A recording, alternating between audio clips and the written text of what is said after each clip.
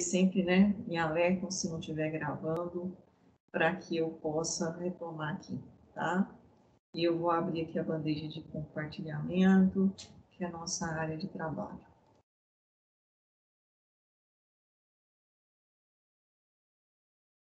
Certo?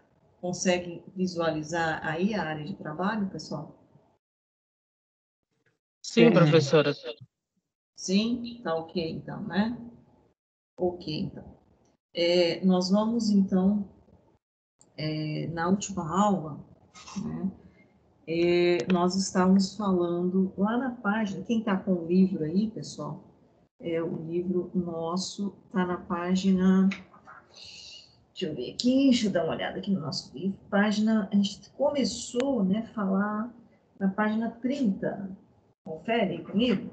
Página 30, exatamente, na página 30, preparando uma solução, isso, né, preparando uma solução a partir de solutos sólidos. Então, a gente segue aqui na página 30, igual eu coloquei aqui para vocês. Página 30, vocês podem acompanhar isso. Só que antes da gente entrar no material realmente do livro, na página 30, inicialmente, na semana passada, eu trabalhei com vocês aqueles conceitos de soluções, né, que nós já tínhamos visto lá no primeiro ano, e aqui hoje a gente vai entrar nesse material mais um pouco prático, tá? Que tem muita teoria aqui, mas essa teoria que dá sustentação para a gente entender os cálculos, tá bom? Então, vamos lá. Inicialmente, Gabriel, hoje eu vou solicitar, então, a sua ajuda. Gabriel, Gabriel Ícaro, não é isso? É o que falou comigo inicialmente. Foi o Ícaro ou é o outro Gabriel? Porque são tantos Gabriéis que tem essa turma que eu cara. Rodrigues. Então, Gabriel Rodrigues, você que vai me ajudar hoje.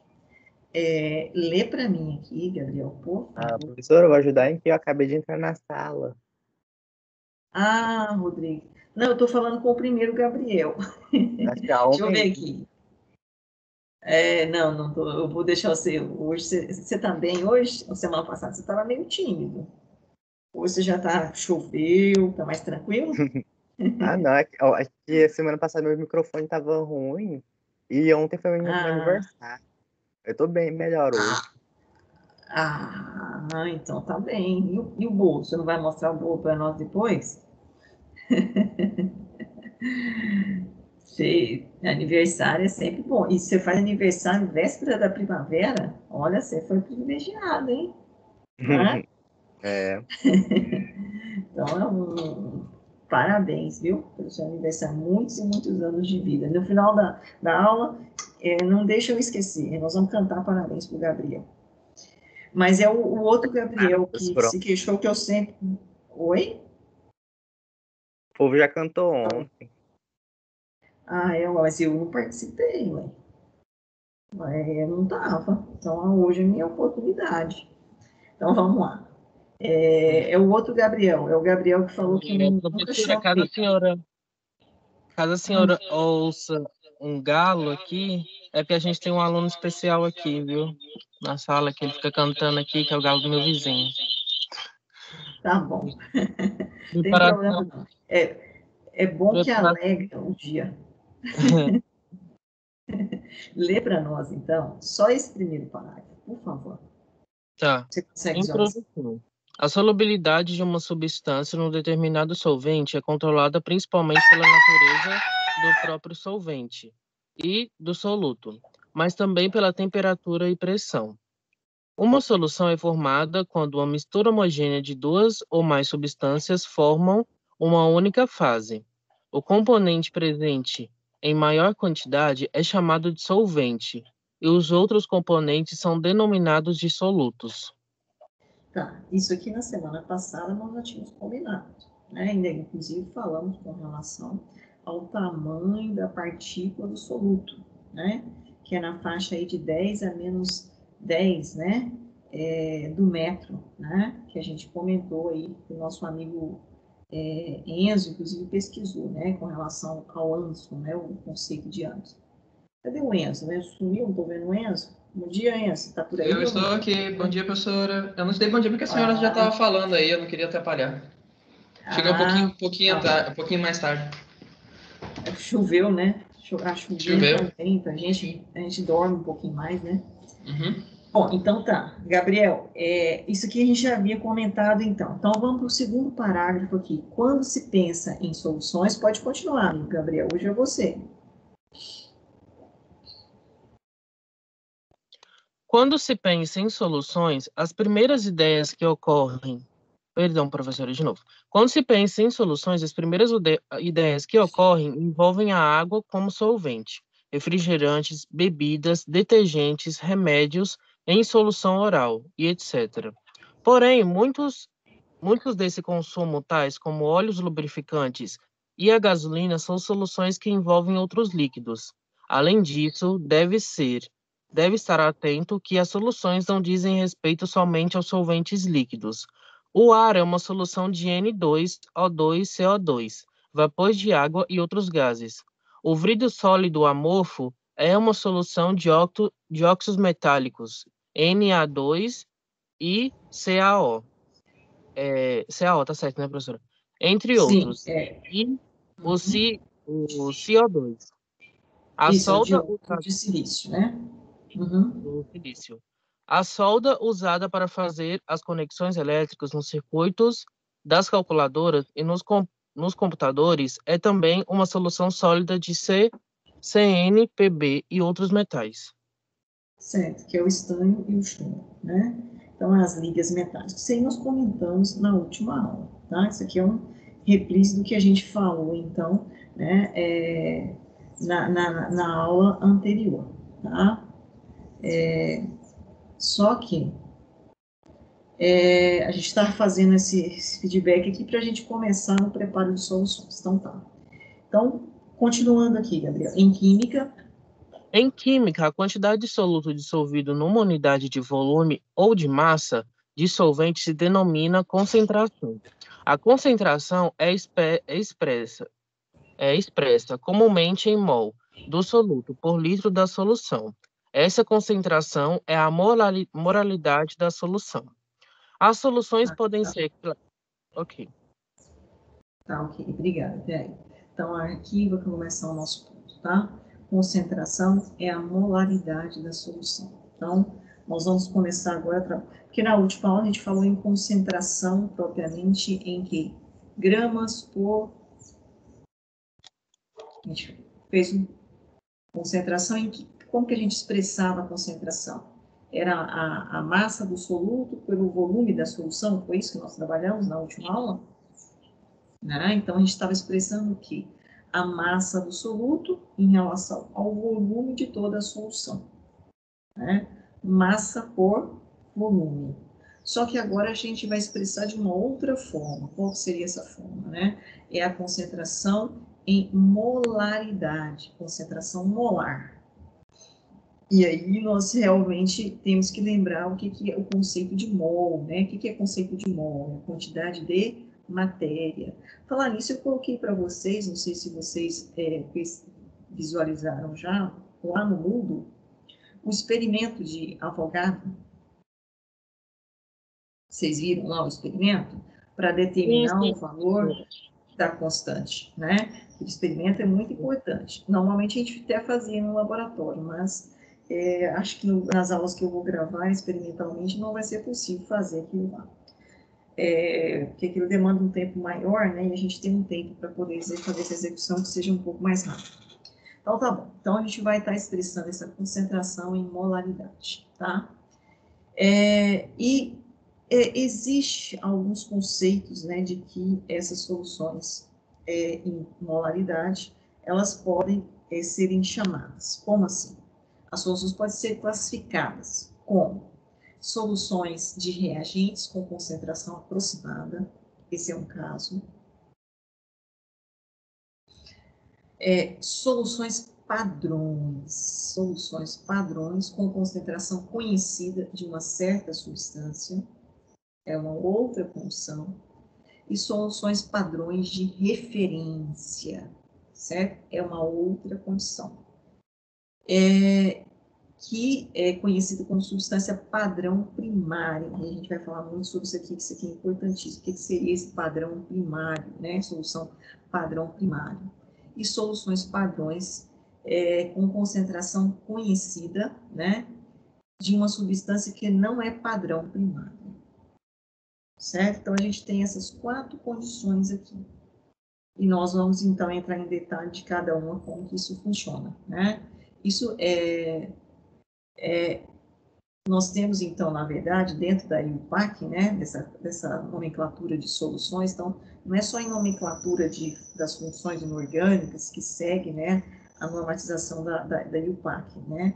Nós temos também com relação à classificação das soluções, né? No caso, por exemplo, da terceira e da quarta, né, que eu falei soluções, né, de padrão primário e de não padrão primário, né? Elas são padrões primários e soluções de padrões secundários. Então, na verdade, essa é padrão primário e essa aqui é chamada padrão secundário. Como que funciona isso? O que é isso, professora? Padrão primário, o que é padrão secundário, né? Às vezes, né, vamos citar um exemplo geral para vocês entenderem o que eu estou querendo dizer com relação a isso. Nós queremos, por exemplo,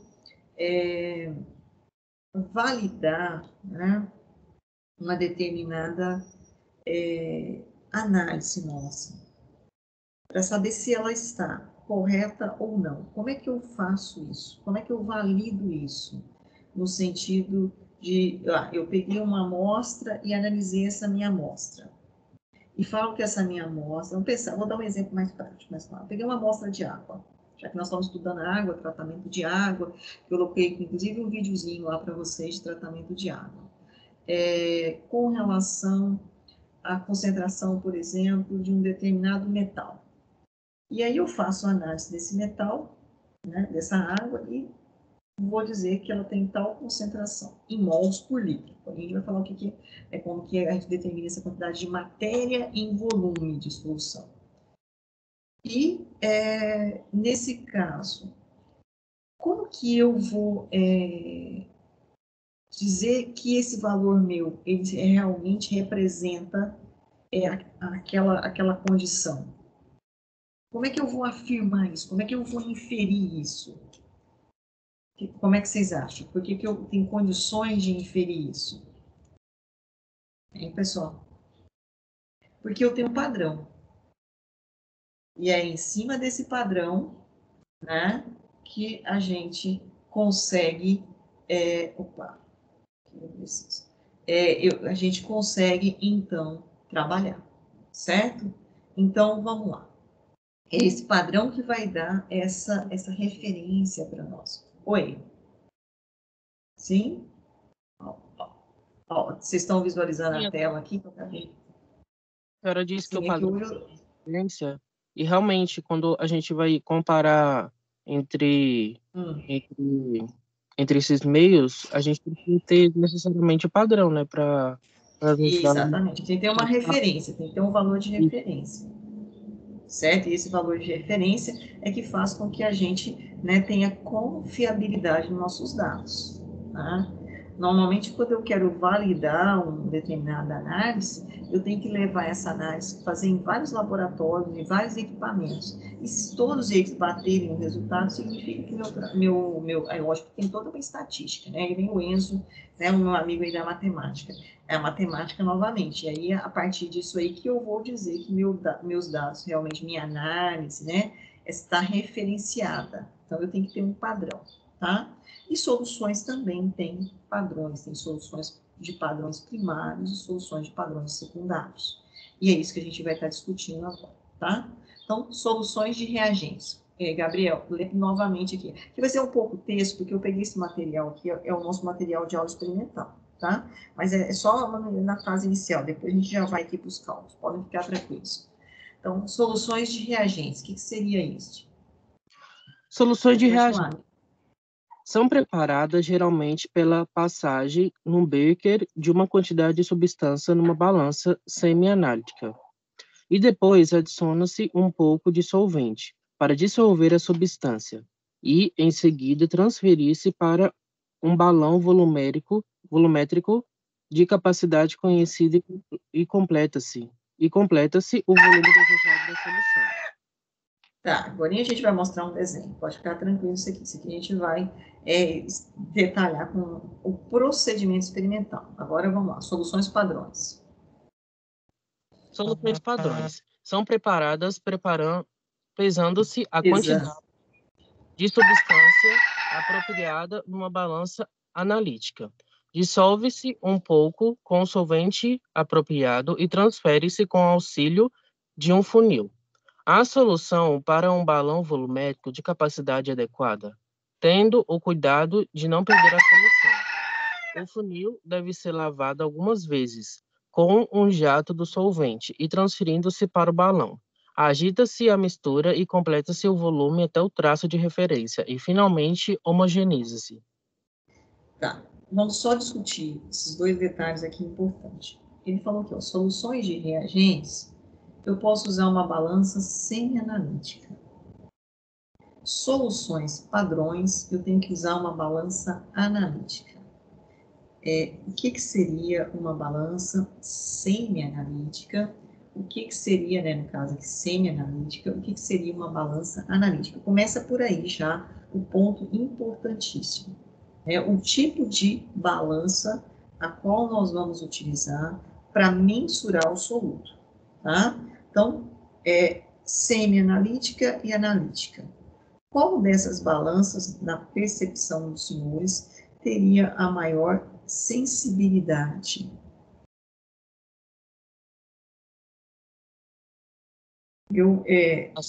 Deixa eu só pegar aqui, quando vocês estão pensando, eu só vou fazer um negócio aqui, rapidinho.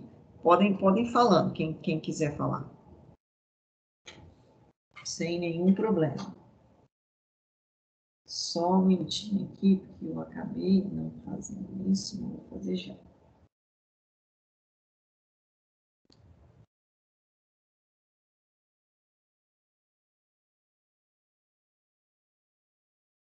Só vou colocar um desenho aqui para facilitar a nossa vida. Porque às vezes as coisas não ficam muito claras, né? Só um minutinho. Aqui nesse desenho aqui só.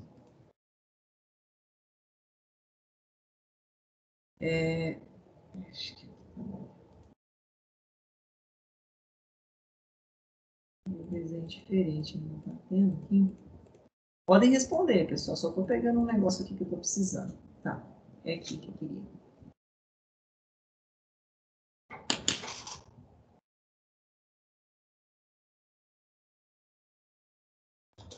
E aí?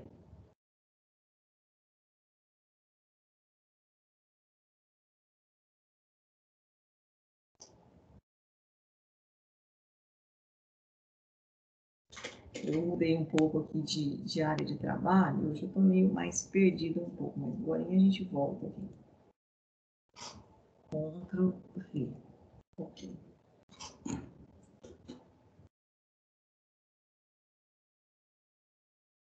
Podem falar, quem que começou aí? Pessoal, vocês estão com sono por causa da chuva? Vou aumentar aqui, que aí agora dá para a gente visualizar. Foi exatamente, né, que o nosso amigo Gabriel leu, né? Então eu tenho aqui, ó, né, a pergunta era soluções de reagentes, soluções padrões. Soluções de reagentes, eu tenho aqui uma balança semi-analítica, soluções padrões, eu tenho uma balança analítica, né?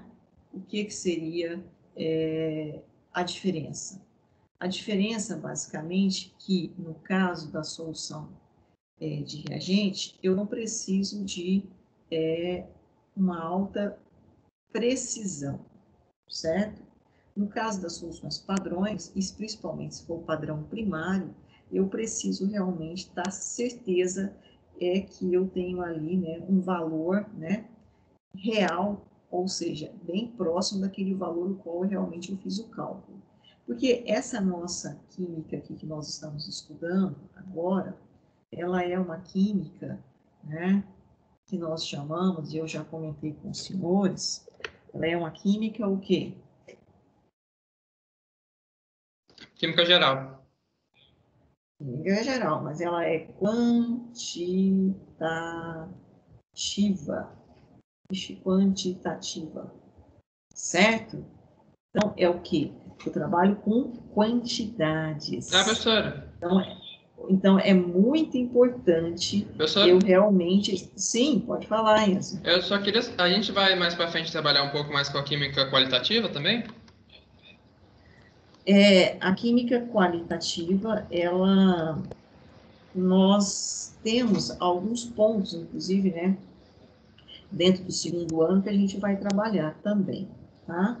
Mas no segundo ano em especial, a maior parte da química que a gente está trabalhando é a química quantitativa, é a química geral, né? A nível, na verdade, como eu comentei com vocês na semana passada, a nível de ensino médio, a gente fala que essa química que nós estamos trabalhando aqui é a fisicoquímica, mas nada mais é do que química geral. Fisicoquímica é bem diferente disso, mas dentro do ensino médio é chamada fisicoquímica, e ela é quantitativa, tá? Então, precisa mensurar a quantidade. Sim, pode falar. Com licença, eu iria perguntar isso para a senhora na aula passada, mas eu acabei esquecendo. Sobre as atividades assíncronas, a senhora, no caso, foram até agora 3 atividades assíncronas, né? Que a primeira foi a resolução daqueles exercícios, a segunda foi a lista de exercícios referente a preparo e diluição de soluções, e a terceira foi o experimento de Avogadro. Aí, a segunda aula assíncrona, que foi a lista de exercícios referente ao preparo diluição de soluções, a senhora vai ainda abrir uma sala para a gente postar esses exercícios ou não é obrigatório fazer eles? Tá. Vamos fazer o seguinte, eu vou conversar isso, assim, eu já tinha explicado, mas aí talvez vocês ainda não pegaram essa aula. No finalzinho dessa aula eu comento novamente, tá bom? A gente fecha isso, para não ficar com dúvida. Tá, então, quantitativa. Ok, até aqui? Aí ele falou que no procedimento, né, no caso das soluções padrões, ele falou, pega um balão, mede a massa. Então, vamos entender isso aqui, né? Que eu peguei a imagem. Olha, exatamente isso aqui. Deixa eu ver se eu consigo aumentar um pouco mais para vocês visualizarem. Ó, o que ele está fazendo aqui, né? Ele está aqui preparando uma solução. Só não está a balança. Mas ele, primeiramente, pegou aqui o determinado reagente, né? E mediu a massa. Mediu a massa desse reagente numa balança analítica. Balança analítica, eu trabalho com... tem balanças analíticas aí que a gente trabalha 6 casas pós a vírgula. Eu iria levar vocês no laboratório, a gente trabalha com... são 4 casas pós a vírgula, tá? Então, eu meço a massa do soluto. Depois que eu meço a massa do soluto, eu vou ter que fazer o quê? Transferir esse soluto para esse recipiente aqui, ó. Tá vendo esse recipiente aqui? Vou pegar aqui meu risquinho aqui. Esse recipiente aqui, pessoal, alguém se lembra como que chama isso aqui?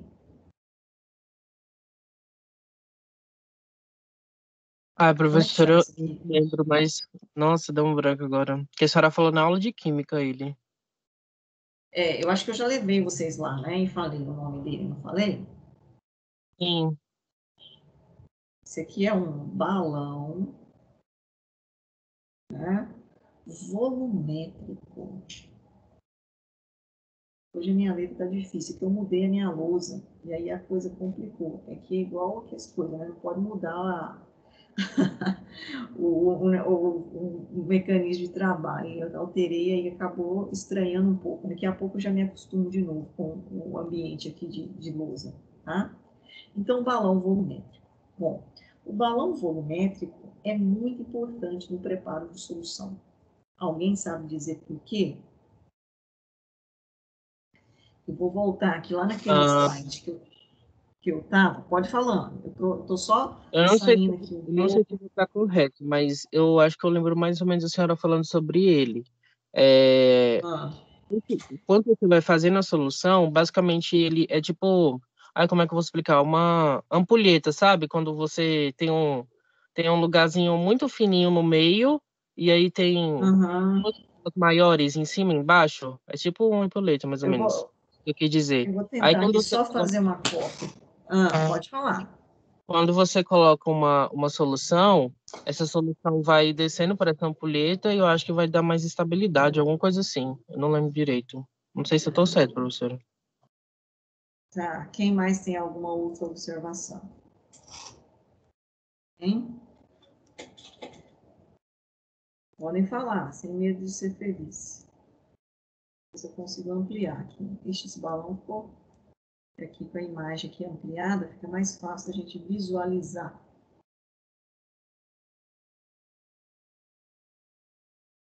Estão visualizando ou não, pessoal? Sim, exatamente isso. Bom, Professora, aqui são... Oi, pode falar. eu quero fazer um adendo quando for colocar líquido dentro de um balão. Você tem que olhar o balão tem que olhar o balão retinho na linha de marcação, porque se você olhar ele em um ângulo, você vai ver uma quantidade errada de líquido. Aí você vai colocar mais ou menos líquido que o necessário. Tem que olhar retinho de frente. A gente vai explicar, inclusive, isso, Gabriel, que é importantíssimo. Isso chama-se, inclusive, erro de paralaxia, certo? Então, isso aqui são balões volumétricos. Balão é o principal vidraria que nós utilizamos para o preparo de solução. Por quê? Porque, como o Gabriel acabou de falar, ele é uma vidraria calibrada e ele tem um traço de aferição, por exemplo, né? Aqui não dá para ver, mas acredito que esse, tá vendo aqui? Acho que dá sim. Deixa eu pegar aqui um risquinho um pouco mais fino e uma cor não muito sutil. Ó, e vou ver se eu consigo fazer a reta certinha aqui. Tá vendo esse risquinho aqui? Vocês conseguem visualizar ou não? Quase que o que eu tirei, né? Sim, Bem aqui, ó, professora. um risquinho. Deixa eu aumentar. Assim, isso aqui eu gosto quando eu pego um balão, né, e mostro para vocês. Mas a gente não tem, então a gente vai com a imagem. Tá vendo, ó? Tem um risquinho aqui bem assim, superficial. Todos os balões volumétricos têm esse risquinho. Todos. E o que significa esse risquinho? Né? Que foi o que o Gabriel acabou de falar.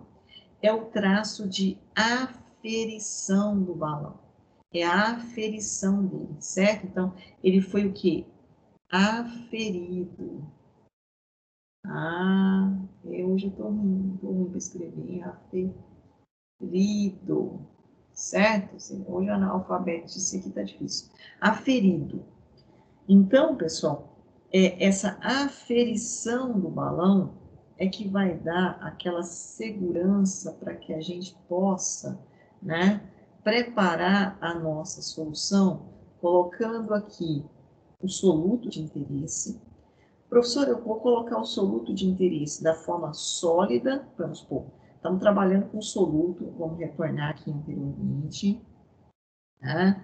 Soluções padrões. Pesei a massa do meu soluto. Tem o soluto que é o solvente. Vamos pensar que vamos pensar que essa nossa solução, ela tem um soluto sólido. Então, é o primeiro passo, o soluto está no estado sólido. Por isso que a gente está medindo a massa na balança, certo? Meço a massa na balança e daí eu vou transferir para o balão. Como é que eu faço essa transferência? Eu vou ter que solubilizar. Tá vendo aqui que ele tá com um material que a imagem não está ajudando, né? Eu parece que não estou conseguindo visualizar bem e fico pensando que vocês também não estão. Deixa eu puxar um pouquinho e puxar aqui, ó. Acho que agora sim. Vamos concentrar nessa imagem aqui. Consegue visualizar melhor? Ó, tá vendo aqui que na mão da pessoa tem um recipiente. Esse recipiente chama piceta. Não precisa decorar isso, não. A gente vai devagar. Piceta, e ela está com água, normalmente água destilada ou água desionizada. E ele pegou a amostra, né, do soluto, mediu a massa, então, na balança analítica, e está faltando o passo da balança. Normalmente ele faz isso num becker, tá vendo que é o recipiente que está. Ele tem aqui um funil e normalmente, provavelmente, já solubilizou isso. E ele vai transferir isso para dentro do balão.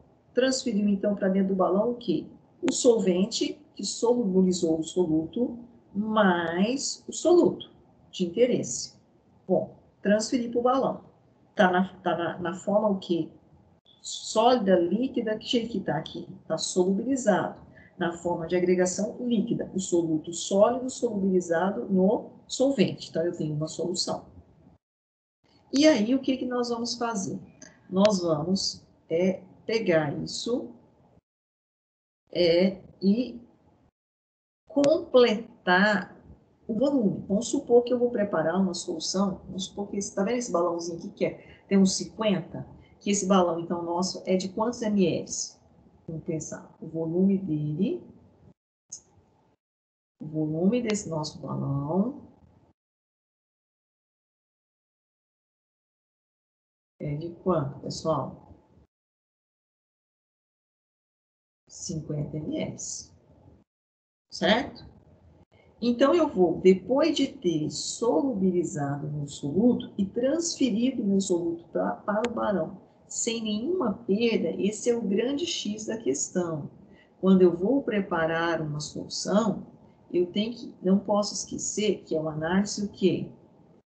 Quantitativa. Então, se ela é uma análise quantitativa, eu posso perder um pouquinho na hora que eu faço a professora? Professora?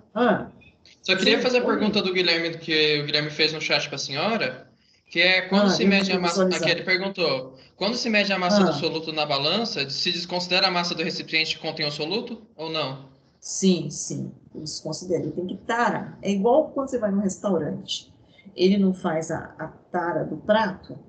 Só que assim, aqui, por exemplo, se eu colocar um recipiente, tarar, e aí eu tirar esse recipiente com a minha mão, né? E eu vacilei aqui.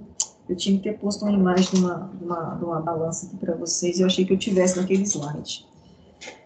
E eu retiro e não coloco, e coloco lá novamente, já errei. Sabe por quê? Porque se eu pegar na... Deixa eu ver se eu tenho aqui, gente. Vou voltar lá naquele material meu. Esse material aqui, não tenho... Tá vendo aqui que eu tenho um Becker aqui? Deixa eu só copiar ele.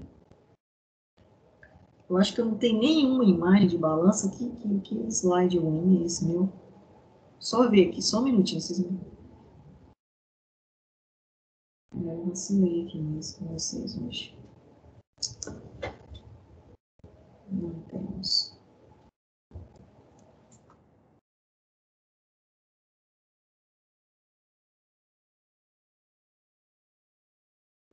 Becker tudo, mas não tem balança. Vamos ter fé aqui. Na próxima aula eu trago para vocês, senão eu vou ter que sair aqui e vai dar problema. Agora eu falo, inclusive, o que o Gabriel falou. Então, se eu peguei um recipiente, né, aquele recipiente lá, e acabou realmente transferindo, né, umidade para o recipiente, isso já interferiu na minha medida. Eu já tenho que descartar. Então, não é igual, por exemplo, lá no restaurante, que o cara chega e coloca o prato lá em cima da balança, tara, não é assim? Não é assim que funciona? Aí você vem com o seu prato, que é um outro prato, idêntico àquele, mas é um outro prato. Não é o mesmo prato. É do mesmo lote, mas não é o mesmo. E coloca ele lá. Tudo bem que aquela balança que está trabalhando lá é uma balança analítica? Quantas casas após a vírgula aquela balança? De restaurante, vocês já observaram quantas casas que ela mede? Uma ou duas, se não me engano. 2 casas. Então, é uma balança, na verdade, é uma balança semi-analítica, que a gente chama. Né? Se vocês olharem no livro de vocês, lá na página 30, deixa eu buscar ele aqui no nosso slide aqui, só um minutinho. É que hoje eu acabei... só um minutinho. Nosso livrinho aqui. Nosso livrinho vai ajudá-los. Tá? Um minutinho. Aqui está o nosso material aqui. Página 36, não é aqui? Deixa eu botar um pouquinho.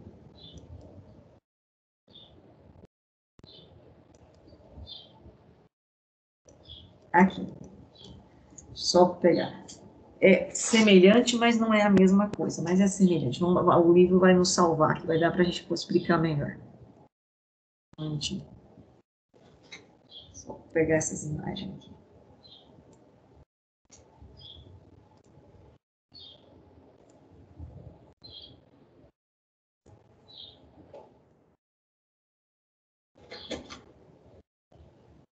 Pessoal aqui.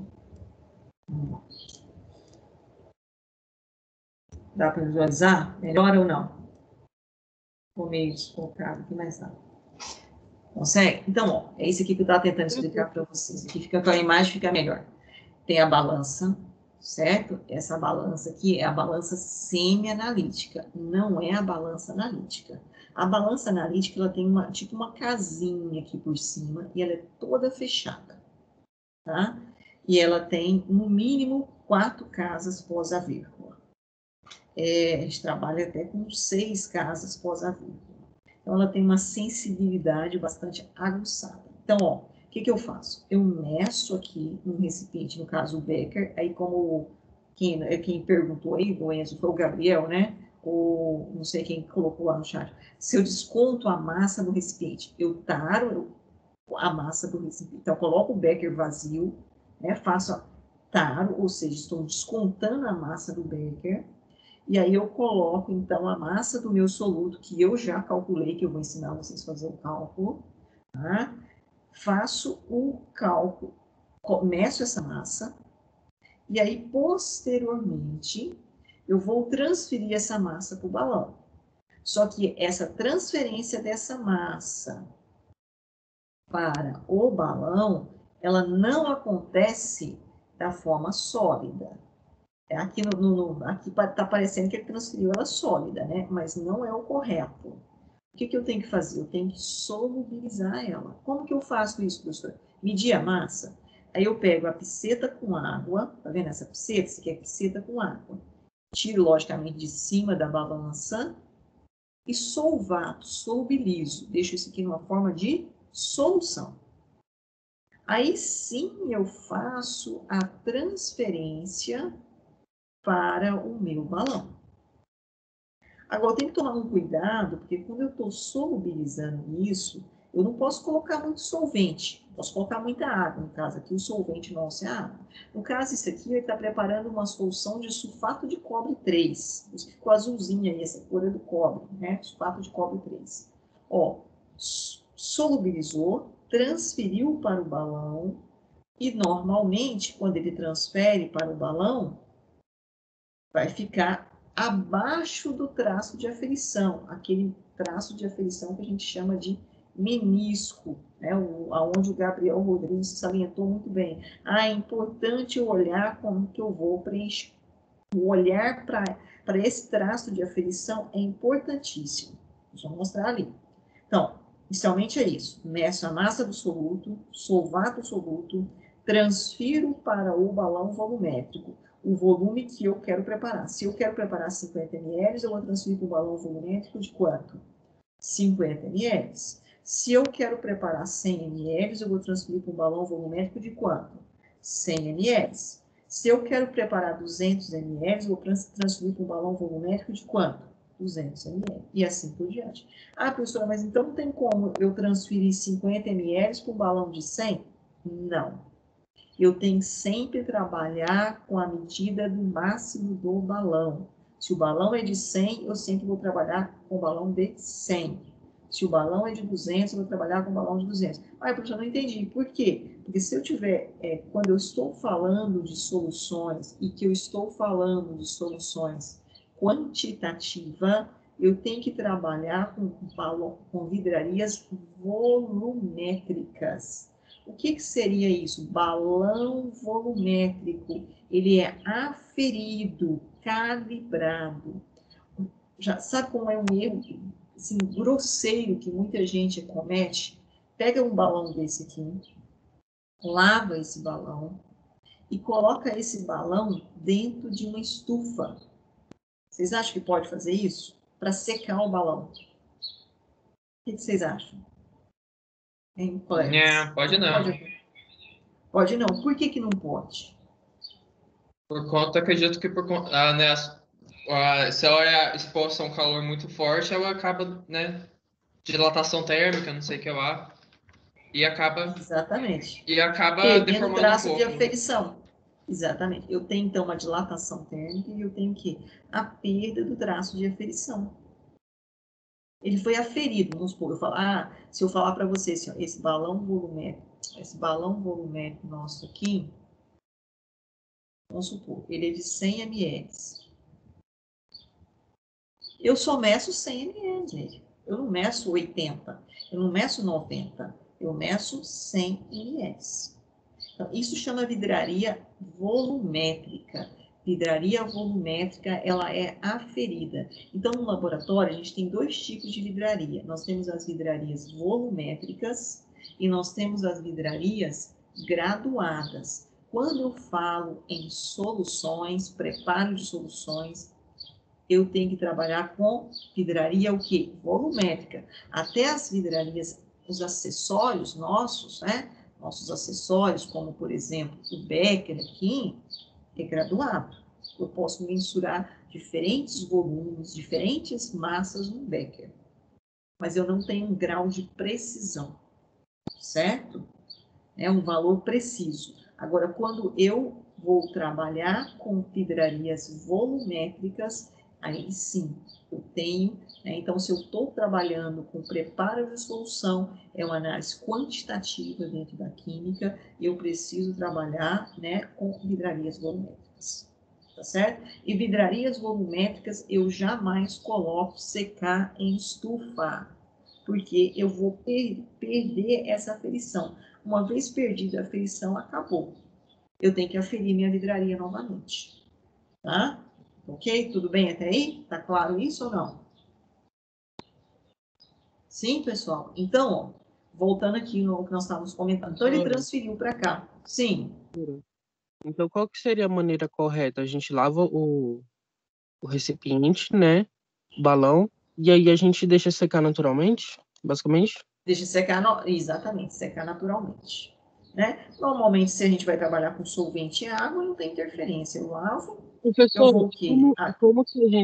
como é que faria? Eu fiquei curioso, como que a gente lavaria em seu balão? Porque a gente sabe que tem algumas soluções que são difíceis de sair, são mais difíceis de sair, não é? Limpeza de vidraria, a básica é o seguinte, a gente lava com água e detergente 3 vezes, depois a gente lava com água de torneira 3 vezes, e depois a gente lava com água destilada ou desionizada 3 vezes. Esse é o procedimento de limpeza de vidraria. Agora, quando eu trabalho com a vidraria, eu tive algum grau de contaminação com ela, principalmente metais pesados, então essa vidraria ela fica mergulhada numa solução de ácido nítrico 10%.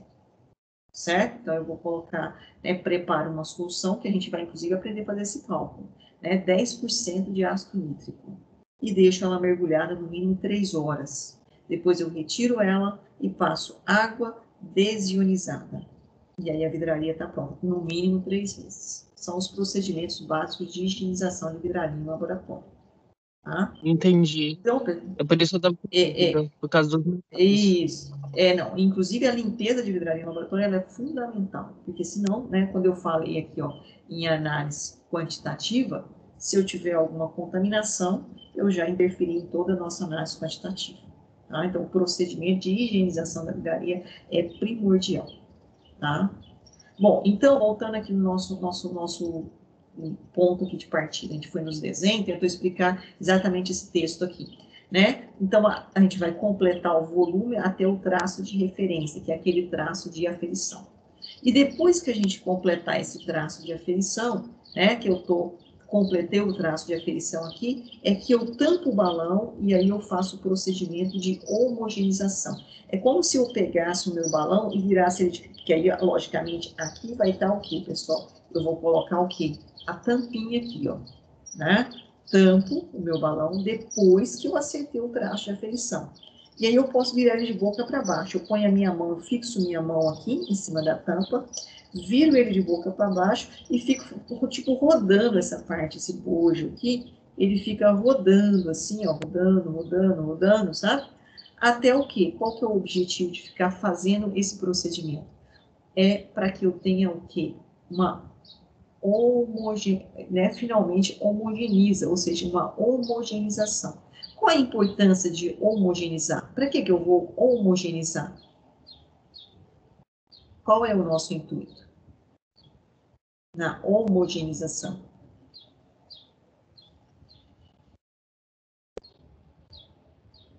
Precisão. Porque eu estou trabalhando com que mesmo? O que mesmo que a gente está trabalhando? Soluções. Soluções. E qual que é o conceito de solução? Mistura homogênea.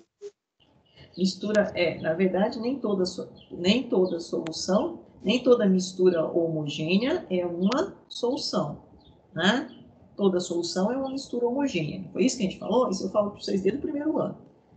Então, mas eu preciso fazer a homogeneização, para eu garantir que eu tenha aquela particularidade importantíssima, né? Eu tenha cada ponto daquela minha amostra ali, que eu estou chamando de solução, que sejam idênticos. E eu já mostrei para vocês que isso não é bem assim, mas aí, considerando aquele tamanho da partícula, do soluto, e aí a gente tem essa solução próxima de uma solução verdadeira. Tá, ok. Terceiro parágrafo aqui, para a gente terminar o raciocínio de preparo de solução, com o seu procedimento, né? Continuando aqui, quando a substância, nosso amigo Gabriel, cadê nosso amigo Gabriel que estava nos... Quando a substância não for facilmente solúvel em água, é aconselhável aquecer o becker com a substância em um pouco de solvente, ligeiramente e com agitação, até que a substância se dissolva completamente. Em seguida, deixa-se a solução resfriar e depois transferir com auxílio do funil para o balão volumétrico. Lava-se o becker algumas vezes com o solvente, transferindo para o balão. Em nenhuma circunstância, o balão pode ser aquecido. Em uma estufa, igual a senhora falou. Eu acabei de comentar a questão do aquecimento. Aqui ele falou uma coisa interessante, porque tem determinado soluto que eu preciso aumentar a temperatura para ele ser solúvel em água, certo? Faço isso. Só que aí eu vou botar aqui, ó, numa condição, vamos supor que deixa eu ver aqui, próximo. Coloquei aqui no meu becker, né, o meu soluto, e coloquei água. Só que eu percebi que ficou alguns cristalzinhos no fundo do becker do soluto. Então eu aqueço. Depois que eu solubilizar isso, eu posso já transferir direto para o balão, mas essa minha mistura aqui, homogênea, ainda com uma temperatura superior à temperatura ambiente, eu posso fazer isso, transferência para o balão? O que vocês acham? Ei, professora, só uma pergunta. Considerando esse negócio de aquecimento, a gente tem que lembrar, por exemplo, que o balão ele pode ser produzido em um lugar que tem uma temperatura média diferente do lugar onde ele vai ser utilizado. E aí o que acontece? Sim. Porque você tem... Como é que você faz? Porque aí essa diferença de temperatura, mesmo que é mínima, sei lá, de uns 10, 20 graus, de uns 10 graus, por exemplo, sei lá, ele é produzido na Europa e é trazido para o Brasil. Ela pode fazer uma alteração dessa medição, tem que se levar isso em consideração? Tem que levar isso em consideração. Inclusive, sim, o que é aconselhável, sabe, Lenço, que a gente faz no laboratório às vezes, é a cada uns 6 meses calibrar essa vidraria novamente. A gente tem como fazer a calibração no próprio laboratório, tá? Então, assim, normalmente todas as vidrarias, elas foram calibradas próximo a uma temperatura de 25 graus. Por exemplo, essa semana passou aí, a gente chegou a ter temperatura em Goiânia de 37,7. E eu vou preparar uma solução e minha vidraria foi calibrada numa temperatura de 25 graus. Aí durante o transporte dessa vidraria é mantida algum container para tentar manter essa temperatura de 25 graus? Só que quando chega no laboratório... Vocês fazem a recalibração. Exatamente, eu tenho que fazer essa aferição da vidraria. Certo? E aí, de vez em quando, eu tenho que realmente... Se eu quero realmente... Então, basicamente, se houvesse uma diferença de graus, assim, por assim dizer, a gente teria que calibrar toda hora a vidraria?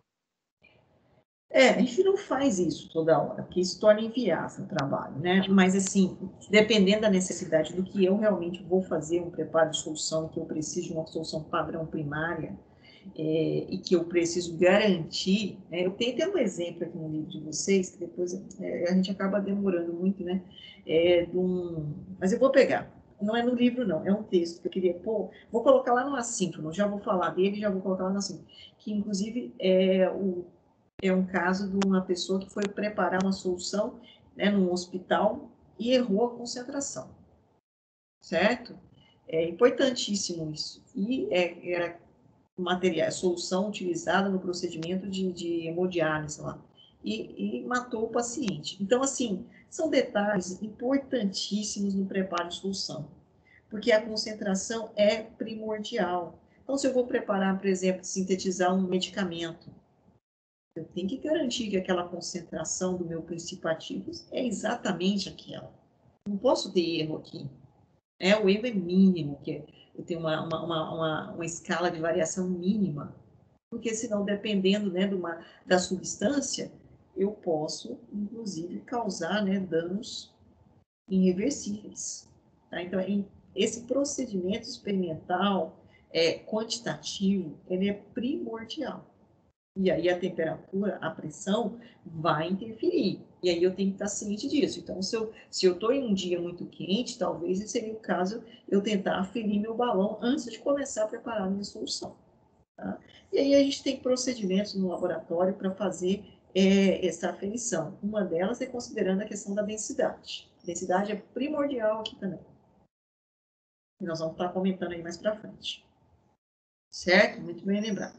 Bom, então é isso. Eu aferi o balão, está aferido o meu balão, eu vou transferir. Mas eu tinha perguntado, aqui, deixa eu voltar aqui anterior, né? Que ele falou, se eu aquecer, eu não posso, de forma alguma, transferir essa solução que foi aquecida se ela ainda estiver com uma temperatura superior à temperatura a qual o balão foi calibrado. Então, tem que medir a temperatura. Atingir a temperatura de 25 graus, então aí sim eu transfiro aquela solução que está no becker, né, para o meu balão. E aí eu vou completar o meu volume. Tá? Por isso que ele colocou, em nenhuma circunstância o balão pode ser aquecido, porque senão eu vou perder a minha aferição. Professora? Certo? Sim. Com licença. Então, eu tenho uma dúvida importante, porque é o seguinte, quando a gente vai fazer essa transferência do becker em si para o balão, Para né? o balão.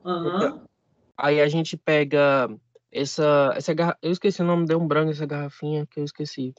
Como é que ela chama, professor? Piceta. Isso, a Piceta, biceta. essa aqui. Isso, essa que está aqui no desenho, não está muito nítido, mas é isso aqui que você está falando, né? Isso aqui, ó. Aí, quando a gente Isso. pega essa certa concentração e pega a solução que está dentro do becker para passar para o balão, a gente não é tipo assim, não acaba sobrando um pouco dela no becker, então tecnicamente a precisão vai ser menos precisa. Não sei se a senhora conseguiu entender. Eu consigo. Tipo, Vou voltar aqui. Vou voltar aqui. Eu tenho que. O funil deve ser lavado. Então, eu fiz a transferência para o balão, certo? uhum. Aí, depois que eu fiz a transferência, né, vou ler esse pedacinho aqui. Você que leu, mas eu vou ler agora para você. O funil deve ser lavado algumas vezes com um jato do solvente e transferir para o balão. Agita-se a mistura e completa o volume. Então, eu tenho que lavar tanto o funil, que eu fiz a transferência, quanto o becker, porque essas imagens aqui não estão boas, eu estou contrariada com elas, mas vamos lá. Entendi. Então, tipo assim, quando Eu tenho que sobrar, lavar isso aqui, lavo, no mínimo 3 vezes. Quando a gente dá essa aula experimental, a gente fala, lava o becker 3 vezes com o jato da piceta, transferindo para o balão. Ou seja, eu tenho que garantir que não vai sobrar nem um resíduozinho aqui no becker, né? E se eu estiver usando um funil aqui para transferência, tá vendo aqui que ele está usando um funil? Tá vendo aqui o funilzinho dele? Ele está usando um funil, certo? Sim. Eu também tenho que lavar esse funil. Então, eu lavo o becker e lavo o funil, no mínimo com 3 vezes, mas lembrando que eu também não posso esquecer que o volume não pode passar o traço de aferição. Né? Lavei e tal, coloquei no balão. Aí, assim, aí depois que eu lavei tanto o funil que eu utilizei para transferência, quanto o becker que eu medi a massa do soluto e depois eu solubilizei com o meu solvente água e transferi para o balão. Lavei também 3 vezes, sem deixar cair nenhuma gotinha fora, porque se eu deixar cair uma gotinha fora, já foi a minha análise quantitativa, ela já deixou de existir. E aí sim eu completo o volume do balão e depois eu tampo o balão e aí depois que eu tampar o balão, né, é que eu vou fazer então o procedimento de tampei o balão com a sua tampinha, tá vendo a tampinha aqui? Aí que eu vou virar ele de boca para baixo e homogeneizar, rodar ele até realmente eu ter uma homogeneização. Esse é o procedimento de preparo de solução. Certo? Todo mundo entendeu? Professor? Sim. Eu só quero fazer a pergunta do Guilherme de novo no chat que ele fez, que é que ele pergunta: em uma droga medicinal, um único micrograma pode afetar negativamente o usuário, tipo antibióticos e outros? Pode. Depende muito do organismo da pessoa, mas depende também de que tipo de substância, né? Já viu aquela velha comentário? Remédio ou veneno depende da concentração.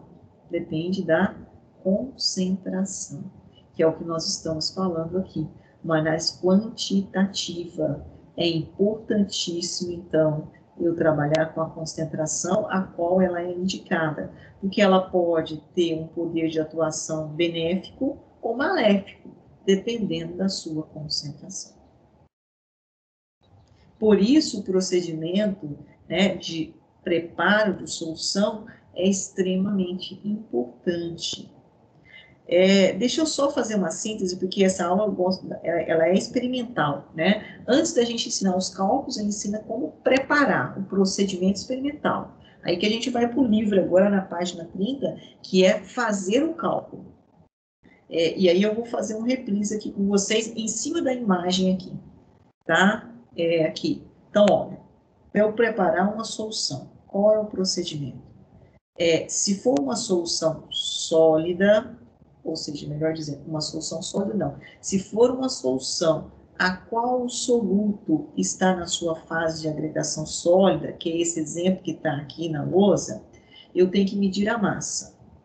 Lógico que eu vou fazer o cálculo antes. Qual é a concentração que eu quero? Que é o que nós vamos fazer na nossa próxima aula.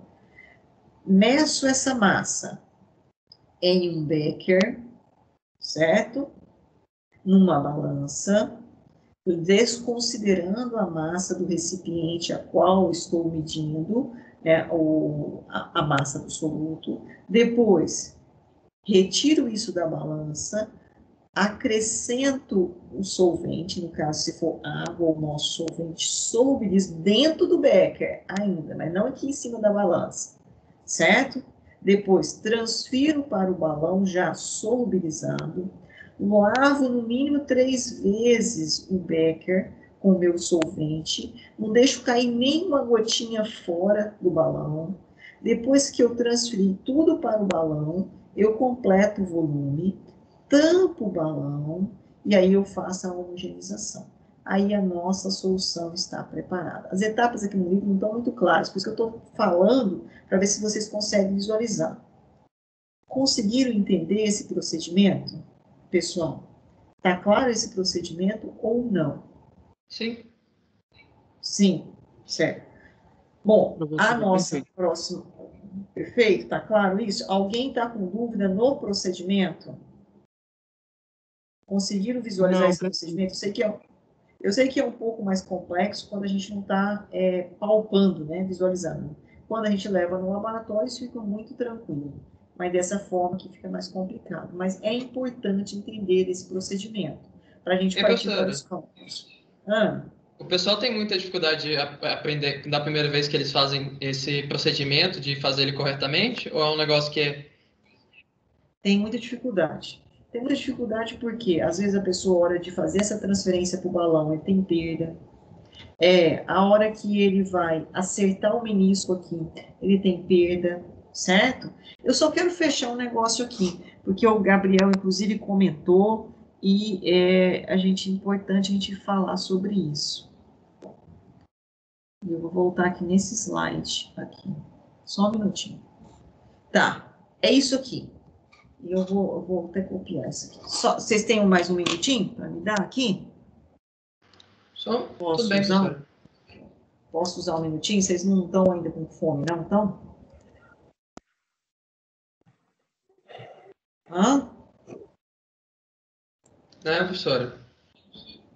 O pessoal hoje está calado, né? Pode ir. Não sei o que aconteceu. É a chuvinha, o pessoal está com sono, professora. Quando a chuvinha.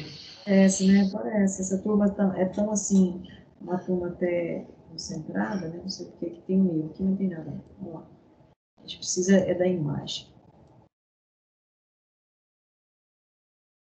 Cadê o nosso amigo Gabriel? O outro Gabriel Rodrigues agora. Cadê você, Gabriel Rodrigues? Isso aqui, né, na verdade, é o gargalo do balão. Aquela parte aqui. É isso aqui. Né? Essa parte aqui do balão. Certo? Aonde está o nosso traço de aferição. Então, ó o que acontece.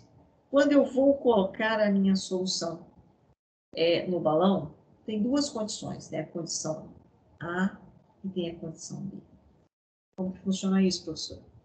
A condição A, que é porque tem um erro aí, mas tudo bem. A condição A são soluções incolores.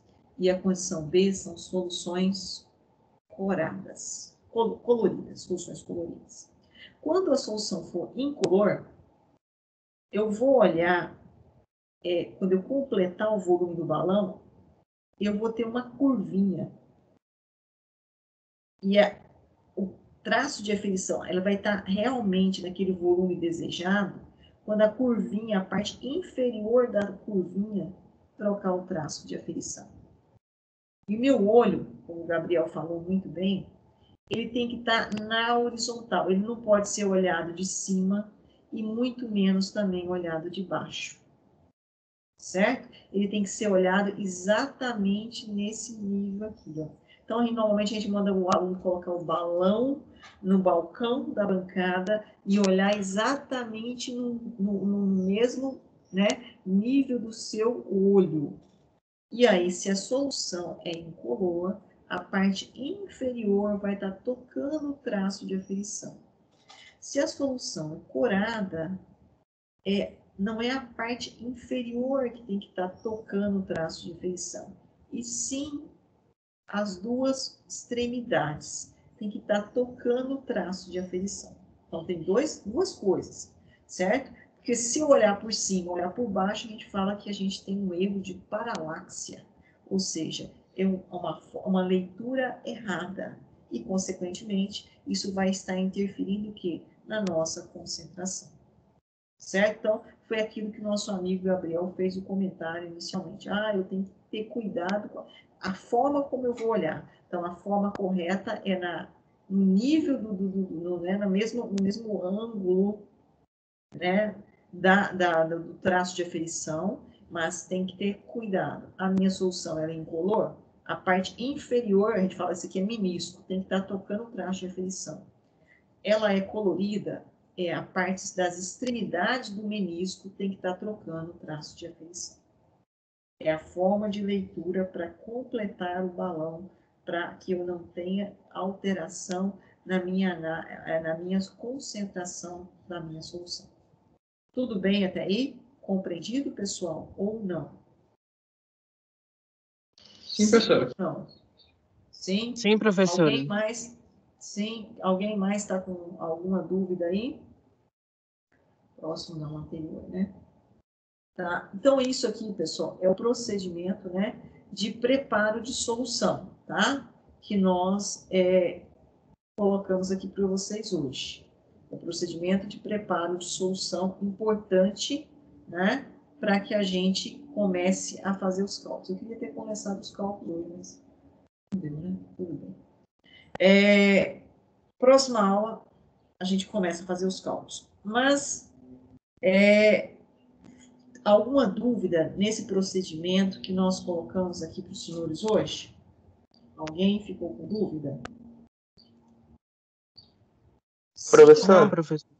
Sim. Só uma dúvida. É que você disse que não é correto de forma alguma aquecer o balão, né? Porque por causa da dilatação, o volume dele vai ficar incorreto, descalibrado. Mas e se a gente resfriar o balão? A gente não deve resfriar o balão também, porque da mesma forma ele vai sofrer dilatação. Exatamente, então eu tenho que mantê-la nessa temperatura. Esse é o grande X da questão. Porque quando eu tenho dilatação e depois contração, eu vou retornar, mas o traço de aferição não vai voltar exatamente àquele ponto. Então, é ali que eu tenho a perda da aferição. Por isso que eu tenho que aferir de novo. Tá? Então, professora, a vibraria... Sim. Então, quando um corpo ele sofre contração ou dilatação, ele nunca mais volta pro volume inicial que ele tinha antes? Ou ele volta? Quando eu estou falando de vidraria, de material, né, o vidro de uma solução sólida, na verdade amorfa, né, ele não vai retornar. Ele vai ter uma oscilação. Você já pegou, por exemplo, um recipiente de vidro, copo, ou melhor, né, você faz uma lasanha linda, maravilhosa, né, passou lá num pirex. E aí você tira a forma e coloca na sua pia, que está úmida ou fria, diretamente nela. Já viu o que acontece? Não, professora, eu não presto atenção nisso. Não, você não prestou atenção? Você convidou um monte de gente lá, vamos supor que você convidou sua sogra para almoçar no domingo, e quer impressionar, e fez uma lasanha linda, maravilhosa, e aí você tira a lasanha do forno e põe em cima da pia de uma pedra que está uma temperatura bem inferior à temperatura que está o material de vidro que compõe o recipiente, qual está a sua lasanha. O que vai acontecer? Quem sabe me dizer o que vai acontecer, pessoal? Professora, eu lembro que minha professora de química do 9º ano, ela falou que ela fez isso, só que era com o copo. Aí o copo dela de vidro quebrou. Mas, assim, experimentalmente eu nunca vi isso, porque as lasanhas daqui de casa é feita sabe, de ferro, tabuleiro de ferro. Ah, tá. Pois é, mas por quê? Por que ele vai quebrar? Que ele vai simplesmente espatifar. Dilatação térmica rápida. Então, contrai e dilata muito rapidamente.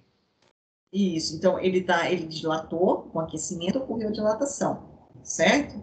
E aí depois, com resfriamento rápido, ele vai ter o quê? A contração. Só que ele não vai...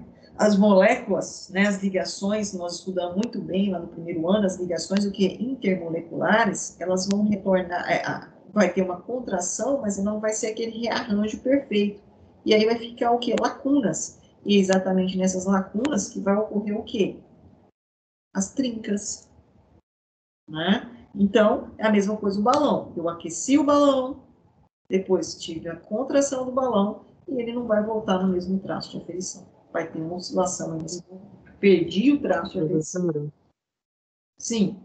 Só finalizando, para complementar o que o Guilherme disse, acredito que seja o seguinte, quando há esse desgaste, né, ou seja, essa troca de temperatura rápida, acaba tendo, igual a senhora falou, essa trinca, só que acaba que a gente às vezes não percebe essa trinca, e quando a gente faz isso novamente, aí sim vai quebrar, não é? Aí vai embora, exatamente, aí vai embora. Depende muito do resfriamento que você fez, ela tem uma pequena trinca, né? Inclusive, em laboratório, a gente fala muito isso para os alunos. Olha, na hora que você vai pegar uma vidraria, a primeira coisa que você olha para ela, se ela tem algum defeito com relação a trincas. Porque se ela tiver, né, você já não usa ela, porque ela vai realmente acontecer um acidente na sua mão e você corre risco de se machucar, tá? Isso é fundamental. Porque já teve uma dilatação, uma contração, e aí já teve alguma fratura. Mas não foi o suficiente, nessa oscilação de temperatura, não foi o suficiente para que elas, né, se desfazesse completamente. Mas em alguns pontos ela já se rompeu. Então, agora, quando eu aqueço, aí aquele rompimento como se diz, é quase que inevitável. né, vai acontecer. Então, aí a gente já descarta a vidraria antes de que isso possa acontecer. Certo, pessoal? E, professora? Sim. Outra dúvida rapidinho. A senhora falou que Sim. a gente faz a recalibração, não é? Do balão volumétrico, não é? Sim. A senhora podia explicar rapidamente como é que é esse processo de calibração, de recalibração do balão? A gente vai utilizar uma outra vidraria, né? Que está calibrada. Então, tem que ter uma vidraria, lembra do padrão, né? E aí, é em cima dessa que eu vou recalibrar essa outra. E aí, eu também posso, através da densidade de um determinado líquido, o que é densidade? Uma relação entre massa e volume, né? Então, eu tenho uma determinada, eu meço a massa desse material, eu tenho a densidade dele, eu vou saber qual é o volume que ele vai ocupar. Então, aí eu calibro também a minha vidraria em cima disso. Então, tem alguns procedimentos no laboratório que eu posso fazer, tanto utilizando uma outra vidraria de referência ou utilizando uma solução com uma determinada densidade conhecida a uma determinada temperatura. Também pode ser utilizado. Uhum. Certo? Respondi? Tá claro ou não? Sim. Ok? Pessoal, quem perguntou aí no início a questão das atividades assíncronas, né? As atividades assíncronas, na verdade, assim, elas foram postas para vocês irem desenvolvendo lá. Porque elas correspondem à carga horária, para complementar a nossa carga horária. Porque, se vocês se lembram, nossa carga horária era o quê? Era 1h30. E agora a gente está com 60 minutos, né? Então, está reduzida a nossa carga horária. Então, aquelas atividades é para fazer esse complemento da carga horária nossa. Como é que você vai mensurar isso, professor? Foi quando eu falei no primeiro dia. A gente vai colocar lá exercício, lista de exercício. Por enquanto, eu coloquei exercício para vocês fazerem com o objetivo de praticarem, né? Mas ainda esses exercícios, eles não vão ser os exercícios que vão mensurar se você estudou ou não, para eu computar a carga horária. Vai ter uma lista de exercício, na verdade um link. Vocês já viram lá, eu estou colocando os links, por exemplo, das aulas gravadas? Sim. Vocês viram que eu coloquei o link, por exemplo, das listas de presença? Vai ter também o link dos exercícios. Você vai entrar lá nesse link dos exercícios e você vai resolver os exercícios direto na plataforma. E aí vai ter um pontinho lá que você vai assim, encaminhar. Aí você encaminha direto lá. Você não tem que escanear, você não tem que fotografar, você não tem que fazer nada. Só resolver lá no sistema e depois me encaminhar. E aí eu vou mensurar isso. Então, mas e esses exercícios que você marcou lá, professor? Esse é para você executar, porque depois, com essa execução, você vai conseguir resolver os outros, que eu vou disponibilizar para vocês. Mas esses, você não vai me encaminhar. É material para vocês estudarem. Eu estou colocando material para vocês complementarem, né, os estudos de vocês. Tá claro isso? Por enquanto, eu ainda não coloquei os exercícios que vocês vão encaminharem, que vai ser através de um link. Os exercícios vão ser desenvolvidos na plataforma Teams, mas vai estar um link lá no Moodle para vocês fazerem. Eu acredito que até sexta-feira eu consiga colocar isso. Está claro esse procedimento? Há alguma dúvida com relação a isso? Sim. Sim? Pessoal, vocês estão gostando das aulas? Tem alguma reclamação com relação a esse procedimento que nós estamos utilizando?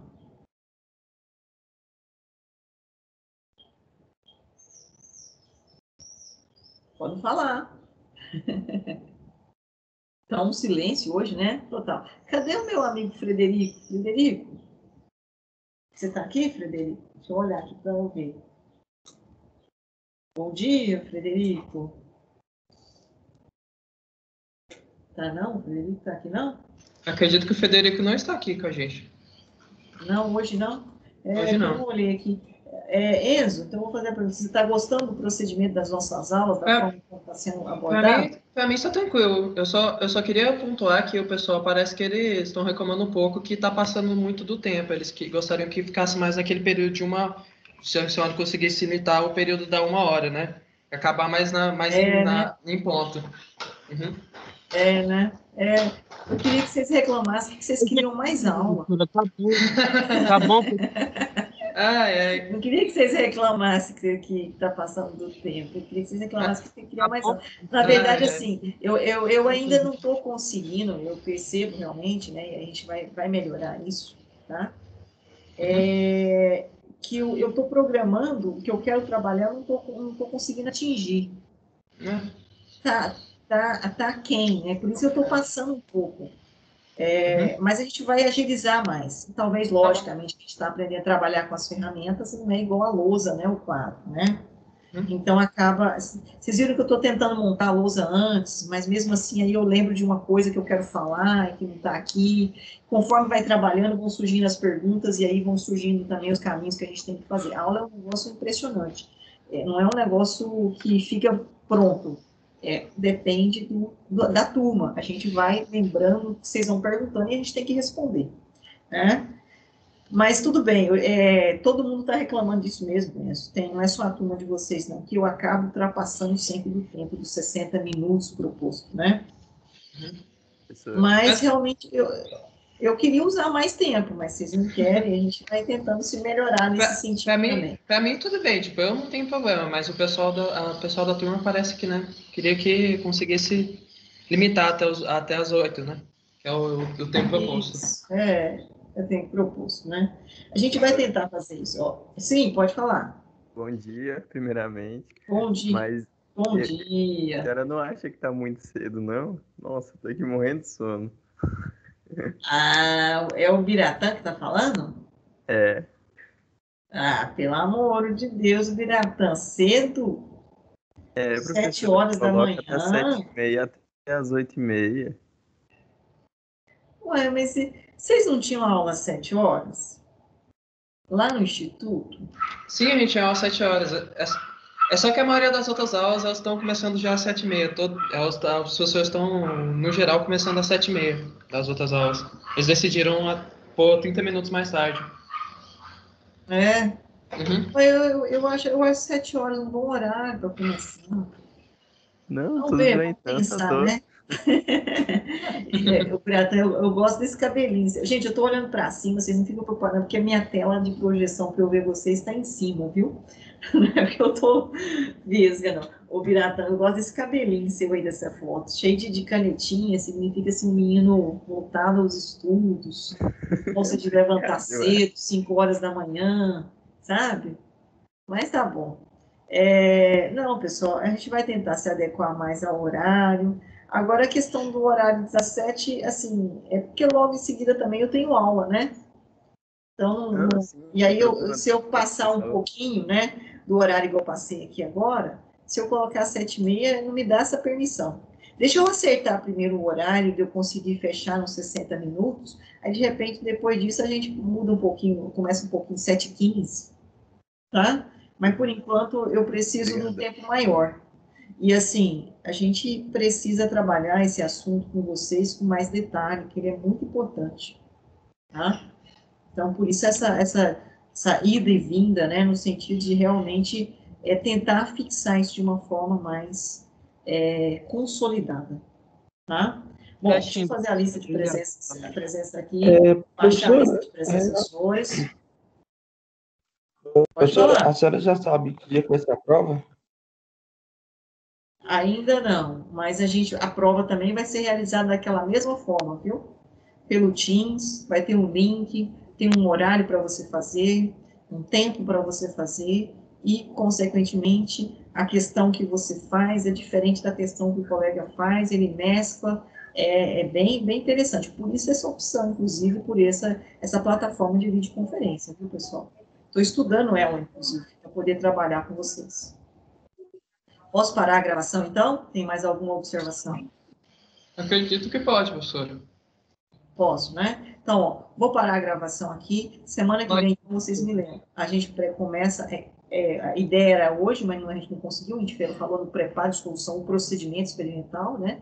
Na semana que vem, a gente começa realmente fazendo os cálculos, quantidade de matéria.